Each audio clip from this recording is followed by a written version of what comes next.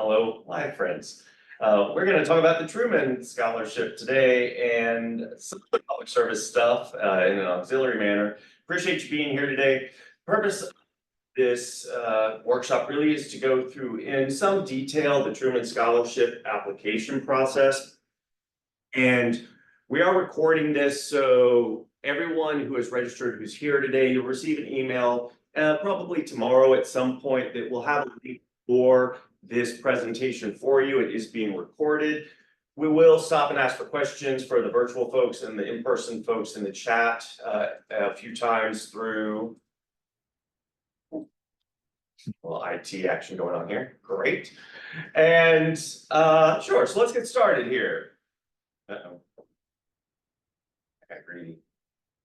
Just click on the screen. Yeah, we need new batteries. Okay.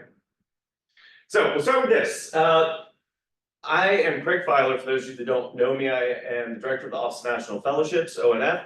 I'm here with the rest of the team, with Jesse, Sam, and Bonnie, who are a little bit off screen. You won't see them, they're real. I'm not making this up. And we do a lot of work with various fellowships from a variety of different fields in our office if you've never worked with us before. And so we're really excited if this is your first exposure to us. And the goal, of course, for any of the applications that we work with is for you to receive one of these fellowships. But we're hoping you get so much more out of the application process. And that's a little bit of what this slide is about. We really want you to gain some clarity about who you are and your goals and what you're trying to do, both personally and professional. You will also, I can 99.9% guarantee it, become a much better writer and learn to communicate, especially about yourselves, much more effectively through these processes. This will prepare you for graduate school, professional school, for any sort of job search that you want to do. We're going to help make sure that you improve your networks, both on campus and off. And we're going to introduce you through this one fellowship, hopefully to a world of fellowship. So even if what you find today isn't necessarily applicable to you, it will at least sort of get your mind turning about what other things might be available to do through the fellowship's office. So, as I mentioned before, we will start with the Truman, and I want to be really clear about this from the get-go. I am aware how much work this one particular application takes. You're probably going to sit here and look at all of this and be like, there is just no way in hell I could get that done. Trust me, there is a lot of ways in hell you can get it done, and we are here to guide you through that. I don't want you to necessarily think so much today as you're looking at this about how will I get this done. I would rather you think through this and be like, what would I bring to the table? What am I going to articulate that relates to the Truman to make a very strong case for myself as to why I might be a strong candidate? If you're saying to yourself, I don't know that I'll be a strong candidate, it probably means you actually would be a very good candidate. I can say almost without exception, every single one of our finalists and recipients over the past couple of decades have come to me in their first meeting and be like, I don't think I'm qualified for this. And so if that's a little bit of your mindset, that little bit of humility is probably a very good thing. And I don't want you to let that be the loudest voice in the room, but rather recognize it as a sign of, I'm probably in the right place. So what the Truman Scholarship is for is really to recognize and support students that want to go into public service. When it was started over 40 years ago, that public service was very narrowly defined. They were looking for young politicians. However, in the intervening decades, their definition of public service has expanded greatly to really encourage students from a variety of fields in so many ways to support them in their careers to make the world a better place. They are looking for folks that they call change agents, people who want to make a difference, who want to make a change to the status quo, to be of the most service to the most people in a way that makes sense for that particular path. And everyone's path is going to look a little bit different. Some people are working locally, some are working at the state level, some are working at the national level, some even internationally. All of those things are great. There's no one that's better than another, and they're all welcome at the table. There's Truman Scholars from just a variety of interests, a variety of places. The commonalities beyond this change agent piece is from a practical standpoint, they're really looking for, you might be saying to yourself, well, I don't know if what I want to do counts as public service. They think of it like this. Will you be one day working for a .gov, a .edu, or a .org. Right, that's a shorthand they use. It's not exclusively, but it's a good place to start, right? Because that usually means in some way, shape, or form, you're doing public service work. I work for the public. You work for the public, you work for the public, you work for the public, because we all work at .edus. We could have all applied for the Truman at one point in time. It's existed in all of our lifetimes, although none of us knew that it was here. So just the fact that you're here, you're way ahead of all of us, right? Okay, what does it provide? Because you need to be applying to get something. It does give you $30,000 to go towards graduate study. It can be for law school, it can be for med school, professional degree, it can be for a graduate degree, anything you want. They are one of the few awards that doesn't delineate where you need to spend that graduate money. It is a drop in the bucket for some places, but at least it is something to get you somewhere. What I think the real value of the Truman is in the network that it provides for you and the programming that you will get as a Truman Scholar. You get a leadership week at the end of the application year. That would be this coming May if you're selected as a Truman Scholar, as well as a summer institute the following summer, the one after your technical graduation or senior year. So that would be summer 26 for you all. And then there's also a fellows program that will connect you with older Truman Scholars, with mentors. The Truman Summer Institute also gives you an internship with pretty much anywhere that you could imagine in the greater DC area. And so the opportunities, plus a 40+ year alumni network that's very robust, very robust. All of these things, I sound like a politician there, very robust. I'm not going to name the politician, but I do apologize. All right, so the goal here is really to get you around folks who share or have maybe competing, but still the same drive to make the world a better place, but share similar mission, values, goals, skills, drive. All right, so eligibility, this is important. All Truman Scholars must be US citizens. That is how this foundation fellowship is set up. They need you in your year of application to be a junior, and so they do not care about your credit hours. I cannot state this enough. I know most of you probably when you got here were already sophomores. Some of you are probably headed into your second year and are already seniors. None of that matters. You can see here the way they define junior is the traditional definition. You are starting your third full-time year as a college student. In other words, your graduation year is basically 2 years from this past graduation. You're halfway done at this point. So you would be class of 26. You can graduate next fall, so it could be December 25.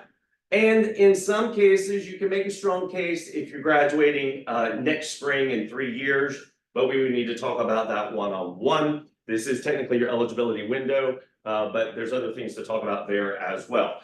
For those of you that might be a little younger, so say you're starting your second year, you might be like, hey, I'm graduating in 3 years. Do not care because you're going to be 1 year deficit for everybody else. You still apply in your third year, but I'm very glad you're here because you know about this a year ahead. And so if you are currently in your second year, or even in your first year, please keep paying attention because this will become available to you. But with Truman, you have one eligibility window only, and it is the third year that you're enrolled as an undergraduate at university.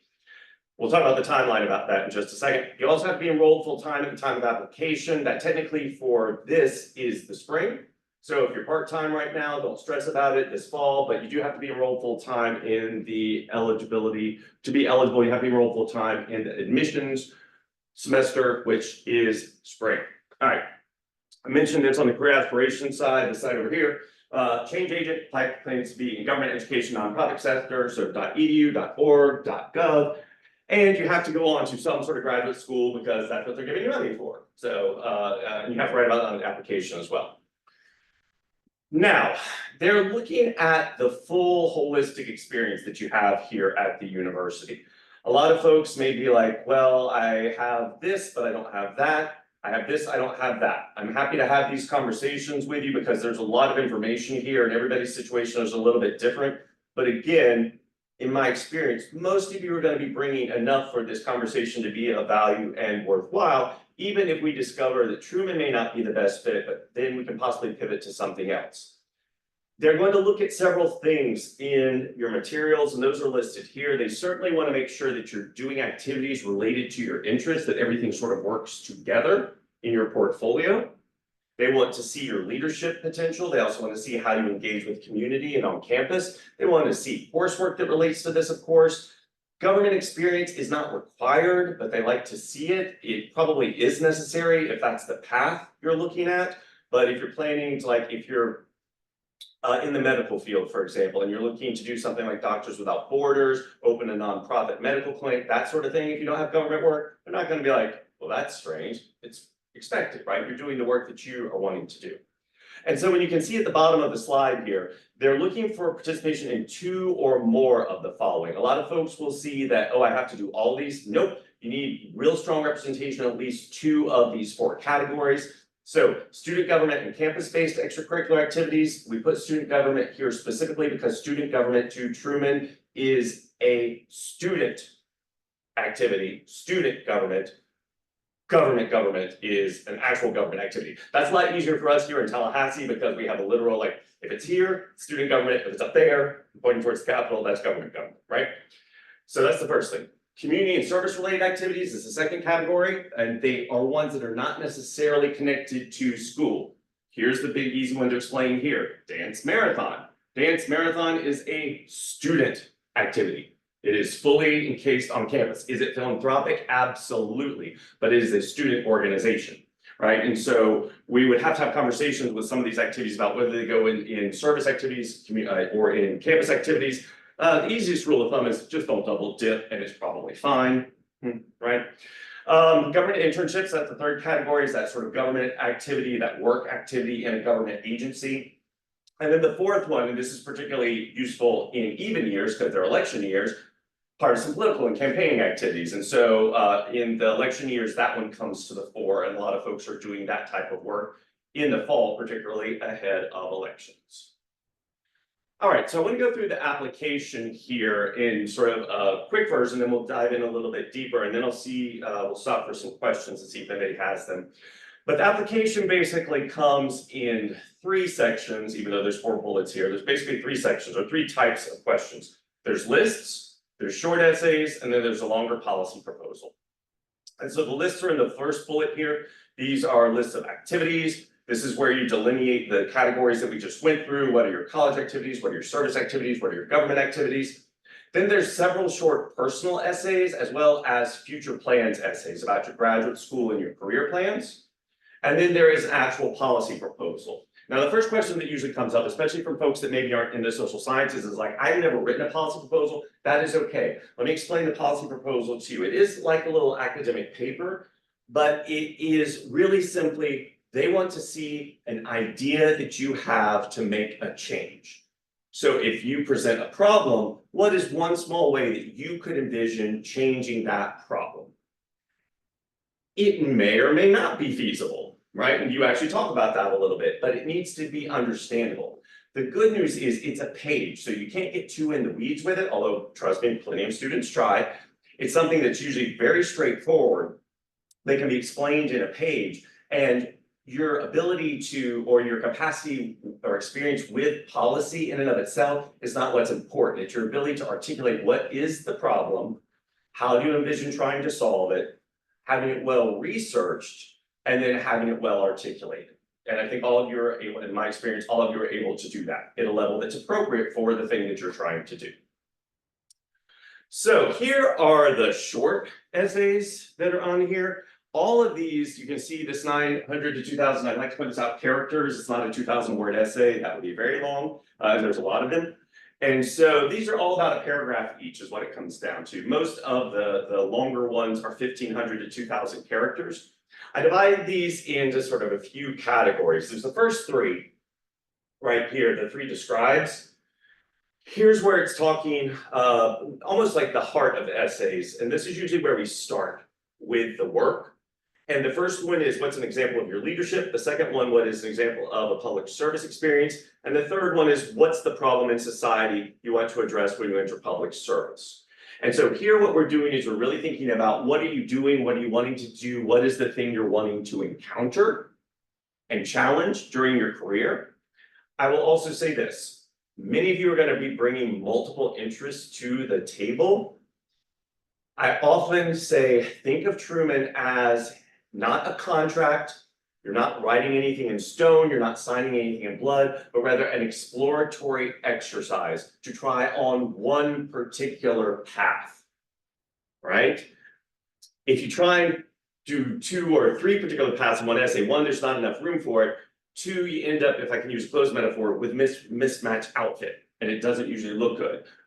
What you want to do with these materials is really focus in, and so say you have an interest in health policy and in the unhoused, we probably have you pick one over the other and you use Truman and you focus on that. And it doesn't mean that you're giving up your interest in the other, but for the purpose of this application, if you do both, it usually waters down both as opposed to enhancing both. And we've learned this from actual experience with previous applicants, that it's that singular focus that is usually going to read best here. But it's not signing away your life to anyone. They don't come back 5 years later and be like, okay, you wrote about health policy, we gave you this money, you got a degree, but now you're working with Habitat for Humanity, give us our money back. They do not do that, I promise. They don't follow up like that. They do give you support though, it's amazing. All right, they need to ask about 3 significant courses, and then you have 3 right after that about the future, right here. Boop, boop, boop. So they need you to describe a graduate program. This could be a master's program, PhD program, med school, law school, professional degree program. A specific program. We're not looking for, I plan on going to law school where I will study blank. No, no, no. They want you to identify a aspirational but realistic choice based on your portfolio and your grades, so that you can say, I'm planning on going to Duke Law because they have the Center for blank, where I can study with the world's foremost expert on blank, and I will be able to use these resources, and this is the education I will get. You basically walk them through what it would be like for you to be at that specific school, and you use the specific to illustrate the larger things that you're trying to do. Similarly, the 2 questions after that, what position do you want to hold after you graduate from that degree, and then what do you have 5 to 7 years later? If they're looking for a little 10 to 12 year plan here, you won't be like, I plan to work with medical policy. They would probably already gather that by the time we get to that question. They want to know how that will look. What agencies are you going to work for? What do you want to accomplish? Some very specific things, like what job title do you think you would have? You can't really do these questions wrong because they are, sort of conditional. It's very future based. But the more specific and the more detail you can provide, the better it's going to read, because it shows you've really done some research, that you put your thought into what is it you're trying to do. And again, not contractual. They will not come back to you later and say, but you said you were going to work at this agency, but now you're working at this agency. They do not do that. All right. And then finally, this last question here, what personal information, this is your personal statement. This ties everything together. This is like the where are you coming from piece. Like, why is all of this so important to you? What is the sort of the moments where all of this came together for you and you realize this is where I really would like to invest the energy of the first part of my career, trying to make a difference in the world. If that makes sense. One last little slide and we'll see if we have any questions. In addition to the essays and the policy proposal, the policy proposal, you need 3 letters of recommendation. These are not traditional letters, and that you don't need professors to write 3 letters. You definitely need professors to write the academic letter.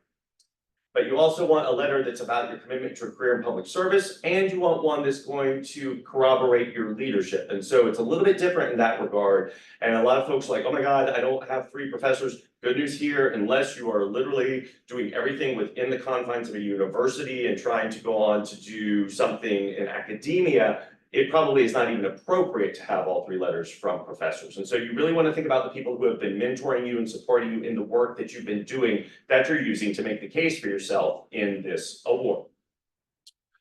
No peer letters. That's could be a tricky one with some things, because I know there's a lot of student orgs where the advisor may not be the best person for that. Unfortunately, we cannot have peer letters.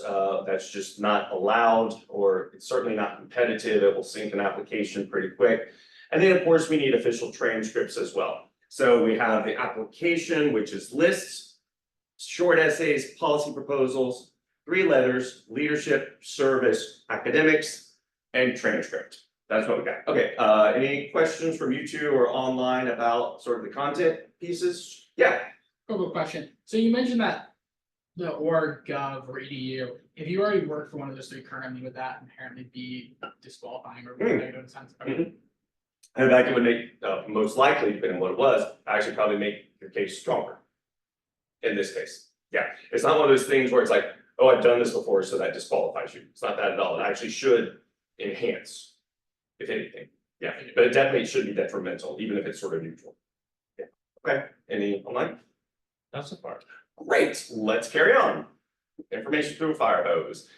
All right, so what the competition is like, and this is usually why we start right before the semester starts, because the application is always going to be due, at least has been for the past 20 years at FSU, the first Wednesday of November. A strong application really takes about 2 months to pull together, so the fact that you all are here thinking about this now, the timing is perfect. It's not impossible to come to it mid-September, but it makes a lot more work for you, because as you start to work on it, you'll see you'll appreciate having the breathing room. You know this already, right? So we can nominate as a university 4 students each year, just 4. This is a very actually wonderful approach that the Truman takes, because this is true for everyone. No school can superstack and supersaturate the market. Every university, every college gets 4. There's some outlying exceptions to that. Transfer students, if we have a transfer student, we can actually treat them a little different because they want to increase that population. But for the most part, everybody gets 4. And so that means 4 from us, from UF, from USF, UCF, FIU, FAU, Yale, Duke, Harvard, everybody gets 4. Most of you are from Florida, not all of you, most of you are from Florida. And Truman is done state by state. They really seek to get at least 1 Truman Scholar from every state. And then they have a little bit more because they normally name around 60 every year. Florida being big, we'll often end up with 2, no guarantee, but sometimes we do have 2. The region that we're in is Florida, Georgia, South Carolina, and Alabama. But you're not competing against the folks from Georgia, South Carolina, or Alabama. You are literally just competing against the other finalists from the state of Florida. What happens is, so we're gonna in here, not quite yet. What happens is we submit the application to the beginning of November. We have a campus faculty committee. They will interview every candidate in the month of November, sometimes a little bit into November, depending on scheduling. But we know who our 4 nominees are before we head into exam week, winter semester. So that when we get back the month of January, we meet together as a small little group, all of the finalists. We do some final triage on your application, and then we work towards that February 4th deadline, which is our office's deadline. There is no humanly possible way to submit an application for this award without going through us. You have to come in, you have to talk to us. You can't even get into the application without us registering you for you. So again, you all are so far ahead of the process just by being here. If you know folks who are interested in this, make sure they understand. If they go to the Truman website and they see this February deadline, they think, oh, I can get started in November. They've already missed the boat because you all already have your applications turned in, and there is nothing we can do about that. All right. Yeah, okay, so we are very successful with getting students to the finals at Truman and do okay with getting them to the awards. In the past 15, 16, 17 years, we've had 5 Truman Scholars from FSU and over 20 finalists. So we're averaging about 1 person a year goes to interview, which, you know, 1 of 4 every year. Those are really good odds in our world, right? And so our last scholar was 2 years ago, was Abril. She's finishing up her degree at Georgetown right now on her Truman Scholarship.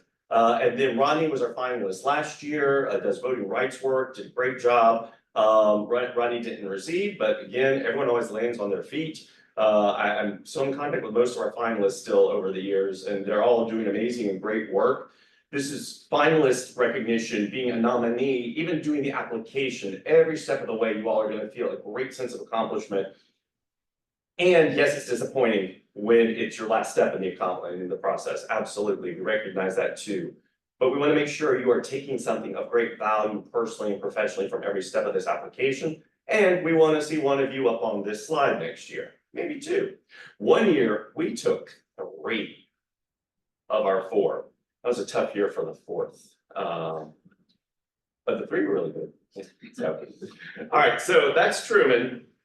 Before move on to any questions, what I will say with Truman, we're gonna send out an email. The best thing to do is I want to sit down and have a one-on-one with you if I've not done that yet. I saw some of the names on the folks here virtually and Brady, like I talked to some of you already.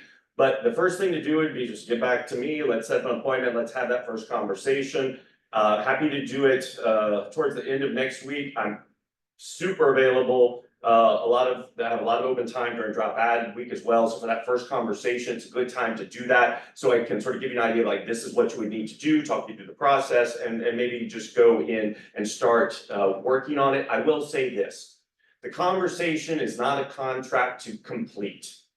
And a lot of times students will feel that once they come in, if they even talk about it, they have to get it done. Not true. We'll do it step by step, and sort of it's a meeting by meeting recommitment.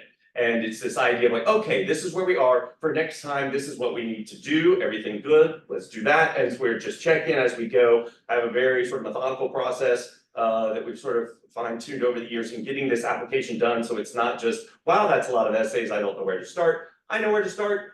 And I'll make sure that you know where to go middle and finish, and it should work out fairly well on getting a completed application. We can also get you in touch with people who've done it before, who will share unfiltered perspectives of what it's like to do one of these. They will tell you it's amazing and horrible.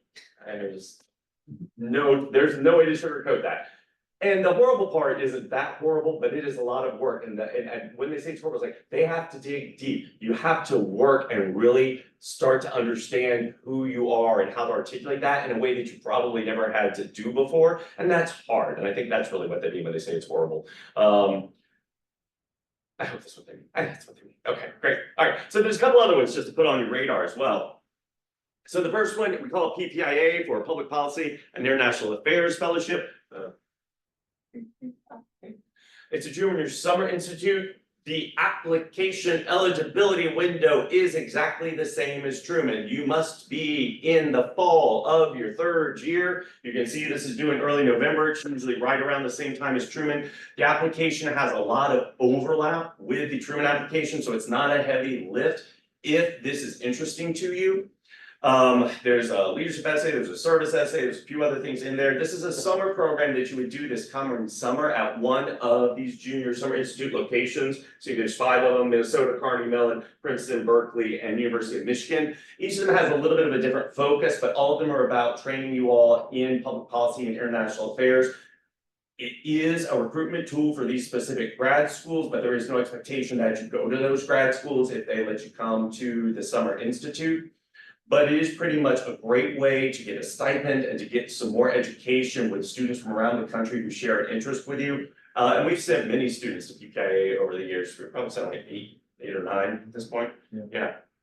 I could be recalling completely incorrectly here, but I thought with PPIA, and please tell me I will, don't you worry. that if you like did one of the JSLs, that you specifically had to go to a grad school Nope. career network. Okay. They really lean into you to do it. What are they gonna do?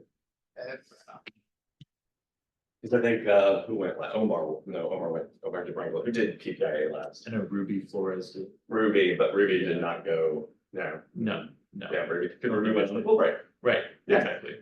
So Ruby went to Mexico instead. Yeah. So Yeah, again, much like Truman. It's gonna be strongly suggested, and think of it like this: they're gonna give you the opportunity to do it, but they can't lock you into it, right? So in other words, it's like you'll have a leg up because you're there, you have your foot in the door, you'll know the folks. So if it's a good fit for you, don't look for the gift course in the math.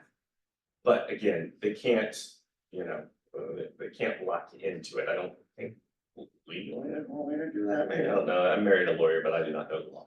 Okay, Humanity in Action. This is another summer program. There's an international and a domestic version of this now. The domestic version looks at civil rights. The international version looks at human rights. Same thing, just differently focused.